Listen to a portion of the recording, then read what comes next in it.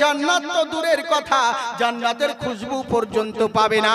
তাই বলছি শোনো মা বোনেরা, বাপ ভাইরা, ইসলামের শরিয়ত মোতাবেক যদি চলো সব জায়গায় লাভবান হবে। এরই জন্যই তো সংস্কৃত ভাষায় বলতে আছেন গুরু নানক, শোনো পৃথিবীর বুকে ওম অন্তিম মহারিষি উচ্চালম পধারিত পূর্বেষ্টমী ওম নমস্তুতে নমস্তস্যৈ বিদ্যাশ্বরী মহালক্ষ্মী পূর্মিদয়হা ওমকার নমস্তুতে। পৃথিবীর বুকে কোথায় কেন ছুটে বেড়াচ্ছ? তোমাদের নিকটে এমন একজন আইডিয়াল রূপে নবী এসেছে, এমন একজন মহামানব এসেছে, আর তাকে বাদ দিয়ে কোথায় দৌড়ে বেড়াও, কোথায় ছুটে বেড়াও, কোথাও গিয়ে তোমাদের পরিত্রাণ হবে না। যদি ইহ জগৎ আর পর জগতে কামিয়াবি লাভবান হতে চাও, তাহলে কোথাও গিয়ে ওই তোমার লাভ হবে না। ওই তোমার নবী সেই গুরুকে যদি রোল মডেল মনে করতে পারো, তোমরা সব জায়গায় লাভবান হবে, সব জায়গায় কামিয়াব হবে। আর যদি নবীকে বাদ দিয়ে নিজের মন মতন চলো, সবই বরবাদ হবে। কারণ কত সুন্দর কথা দেখুন কি বলছে, মন্তিম মহারিষি উচ্চালম পরম শান্তি। কত সুন্দর কথা বলে, ওই মহামানব অন্তিম মহারিষি প্রত্যেকটা মানুষকে উচ্চ স্বরে উচ্চ আওয়াজে কল্যাণের জন্য ডাক দিবে, শান্তির জন্য ডাক দিবে।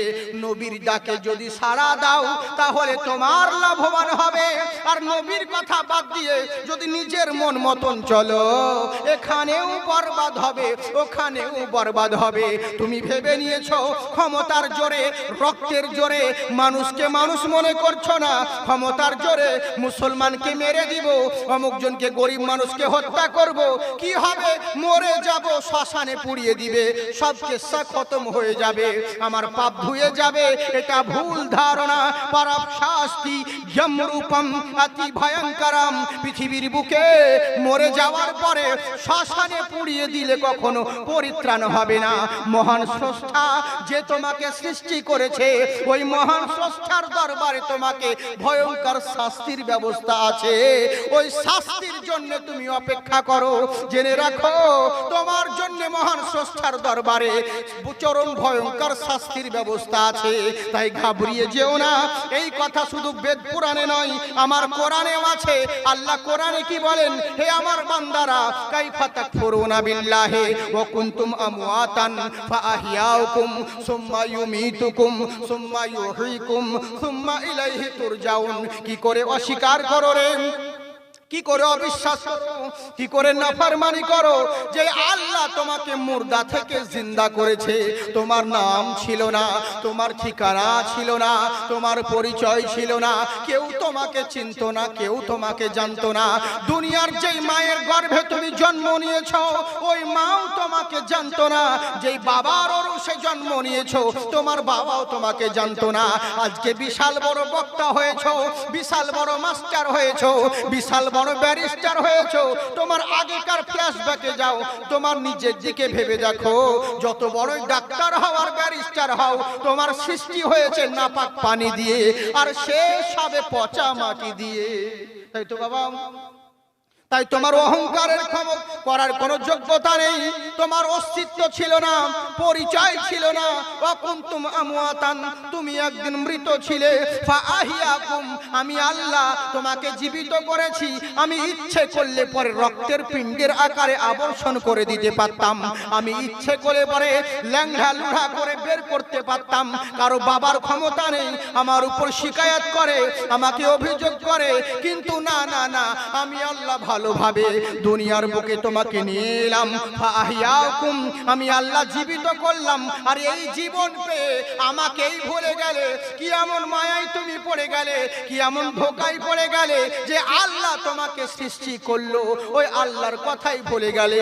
আল্লাহর সঙ্গে নাফরমানি করো, কি করে কুফরি করো। এই দুনিয়ার জীবন পেয়ে আল্লাহর সঙ্গে নাফরমানি করো, কিন্তু জেনে রাখো কতদিন নাফরমানি করবে। এই জীবন তো শেষ জীবন নয়। আজকে রয়েছো, কালকে যেতে হবে। সুম্মা ইউমীতুকুম, এই জীবন শেষ জীবন নয়, এরপরে আরো একটা জীবন রয়েছে, তোমাকে মৃত্যুবরণ করতে হবে। আর মরে গিয়ে ভাবছো কবরে মাটি দিয়ে দিবে, জানাজা পড়ার পরে দাফন করে চলে আসবে, কেসা খতম হয়ে যাবে। আল্লাহ বলছেন না, সুম্মা সুম্মা ইউহিকুম, তোমাকে আবার জীবিত করা হবে, আর জীবিত করে যেখানকার খুশি সেখানে ছেড়ে দেওয়া হবে না, পুনর্জন্ম হবে না। সুম্মা ইলাইহি তুরজাউন, চূড়ান্ত সিদ্ধান্তের জন্য খোদার কাঠ গড়ায় হাজির হতে হবে। সুবহানাল্লাহ বলেন। সুবহানাল্লাহ। আল্লাহর দরবারে হাজির হতে হবে। তাই দুনিয়ার মানুষেরা যদি লাভবান, সাকসেসফুল, কামিয়াবি জীবন যাপন করতে চাও, কোথাও গিয়ে লাভ হবে না, কাউকে ফলো করিও না, নবী মুস্তাফা এবং তার সাহাবীদেরকে ফলো করো, সব জায়গায় তোমরা লাভবান হবে। তাই আমার নবী বলেছেন, শোনো, নবী যেটা বলবেন, নবীর আদর্শকে ফলো করো, নবীকে মানো, তাহলে জেনে রাখবে সব জায়গায় তোমরা লাভবান হবে।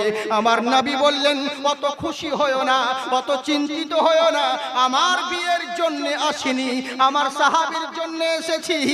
যখন একটু আগে খুশি ছিল, এখন মনে দুঃখ হয়ে গেল। এখান থেকে বলছিলাম নাকি টাইমও তো হয়ে গেল, টাইম হয়নি? ও তাহলে বাবা, হ্যাঁ না ওরকম নয় সোনামুখী, কত সুন্দর কথা দেখুন। আহারে, কিছুক্ষণ আগে খুব আনন্দতে ছিল, কিন্তু এখন মনে দুঃখ হয়ে গেল। কেন? যে কার জন্য বিয়ের কথা বলছে, যার নিজের ঘরে খাবার নেই ঠিক মতন, পরনের কাপড় নেই, আর সেই তার জন্য বলছে যে বিবাহ দিতে হবে, চিন্তা করছেন। তো বাপ মা বলছে, ঠিক আছে হুজুর আপনি একটু যান, আমরা ডিসকাস করে আলোচনা করে বলছি। আহারে, আল্লাহু আকবার, আল্লাহু আকবার। নবী চলে গেলেন। এবার স্বামী স্ত্রীতে যুক্তি করছে, আগো এরকম লোকের সঙ্গে বিবাহ দিব, যার শরীর দুর্বল, শরীর সবল নয়, পরনের কাপড় নেই, খেতে ঠিক মতন পাই না, আমার মেয়েকে কি খাওয়াবো? এরকম এত সুন্দরী মেয়েকে তার হাতে তুলে দেবো, এই মানে এই বিভিন্ন রকম মানে একটা চিন্তিত ভাব, মানে ডিসকাস করছে। একবার আলোচনাটা তো করো। মেয়ের কানে খবর চলে গেল, মেয়ে ঘরের ভিতরে রয়েছে। মেয়ে এসে বলছে, আব্বা তোমরা কি ডিসকাস করছো, কি আলোচনা করছো, আমায় একটু বলো। তখন গার্জেন বলে, মা ও আমার কলিজার টুকরা, তোর কাছেই তো আসছিলাম তোকে জিজ্ঞাসা করার জন্য। বলে কি হয়েছে বলো? বলে তোর জন্য নবী মুস্তাফা বিবাহের প্রস্তাব নিয়ে এসেছে। তখন মেয়ে বললে, এ তো খুশির বিষয়, এ তো আনন্দের বিষয়। তখন গার্জেন বলছে, মা কত খুশি আমরাও প্রথমে হয়েছিলাম, কিন্তু এখন বুঝতে পারলাম উনি নিজের জন্য নয়, এমন একজন সাহাবী জুলাইবি রয়েছে, ঠিক মতন খেতে পাই না, পরনের কাপড় নেই, ওই সাহাবীর জন্য বিবাহের প্রস্তাব নিয়ে নবী আমার দরওয়াজায় এসেছিলেন। তখন মেয়ে কান্না করতে লাগলেন, বলে আব্বা আম্মা তোমরা কি চিন্তা করলে, একটু বলো, কেন দেরি করছো? বললে, মা তোর কাছে জিজ্ঞাসা করছি কি রকম হয় বল না কেন। তখন আমার মা জননী মহিলাটা বলতে আছেন, ও আমার আব্বা জান শোনো, তোমরা দেখলে যার সঙ্গে আমার বিবাহ হবে তার চরিত্র কেমন, তার আখলাক কেমন, কি খাই দায় তোমরা এদিকে লক্ষ্য করলে, কিন্তু এটা কেন দেখলে না যে এই বিবাহের প্রস্তাবটা কে নিয়ে এসেছে?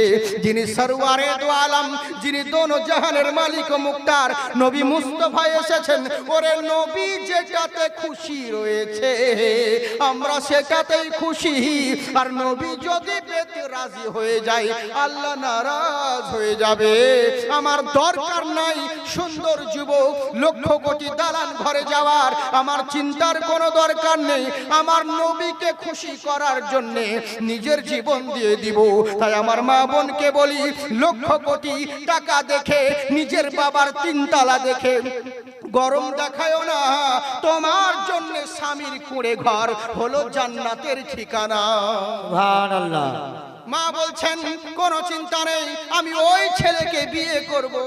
কেন না, এই বিয়ের প্রস্তাব নিয়ে এসেছেন কোনো মোল্লা নয়, আমার রাসূলুল্লাহ। নবীকে খুশি করলেন, মহান আল্লাহ খুশি হবে। কেমন চিন্তা করুন, কেমন মেয়ে ছিল। আমাদের মেয়ে হলে তা নয়, বুঝতে পেরেছেন? কেমন চিন্তা করে দেখুন। মসজিদের জন্য তাসবিহ, বাহ সুবহানাল্লাহ, আল্লাহ আপনার আবাদ রাখুক। তাসবিহ করছেন, জিকির, কিন্তু সুবহানাল্লাহ তাসবিহ করুন, অসুবিধা নেই, তাসবিহ করা ভালো, কিন্তু তাসবিহর মতন তাসবিহ করতে হবে।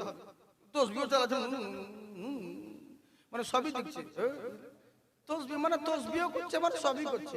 হ্যাঁ হাই রে, আজকাল ওই তো বললাম আগে, যে সব কিছু ঠিক আছে শরীয়ত মারফত হাকিকত তরিকাত, কিন্তু সিস্টেমই আলাদা হয়ে গেছে আমাদের, সিস্টেমটাই গোলমাল চলছে, বুঝলেন?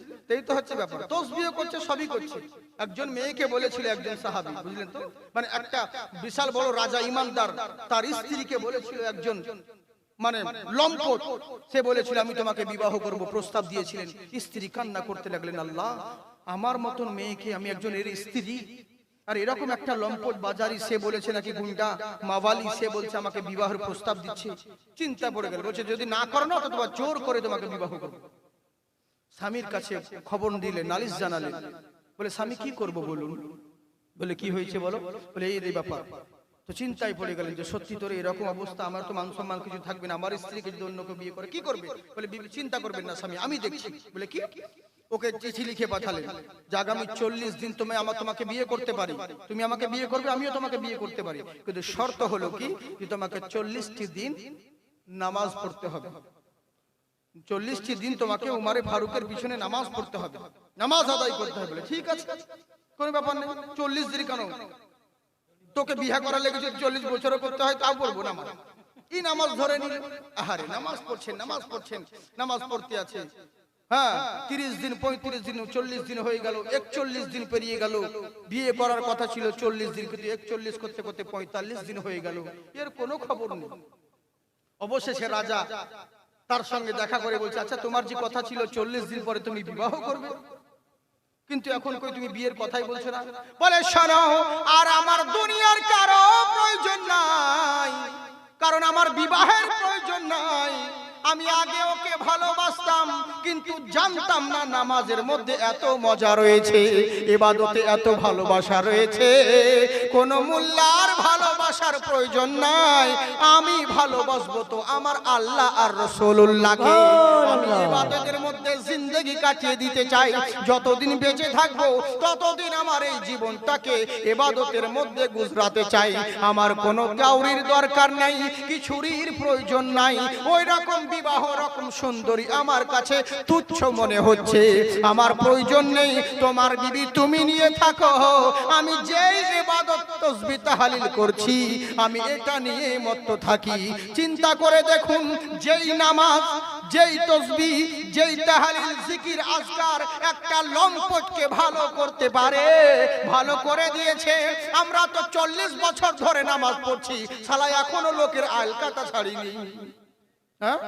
তার মানে বোঝা গেল নামাজ আমরা ধরেছি, কিন্তু ওই রকম নামাজের মতন নামাজ হয়নি। নবীজির প্রেম ভালোবাসা অন্তরে না রাখিলে কি হবে রে নামাজ রোজা দাগ লাগাইয়া কপালে। বুঝছেন? এই তো হচ্ছে আমাদের অবস্থা, কাজ আমাদের হয় না, এরই লেগে অবস্থা। যার জন্য বলবো সোনামুখী কাজের মতন কাজ করুন, তাসবিহ করুন, তাহলিল করুন, কিন্তু যা করবেন ইন্নাস সালাতি ওয়া নুসুকি ওয়া মাহিয়ায়া ওয়া মামাতি লিল্লাহি রাব্বিল আলামিন, যা কিছু করবেন সবকিছু আল্লাহর জন্য যেন হয়, মোল্লাকে লোক দেখানোর জন্য নয়। আজকাল তো আমাদের লোক দেখানোই চলছে। হসপিটালে রোগী ধরে আছে তো কলা নিয়ে আছে,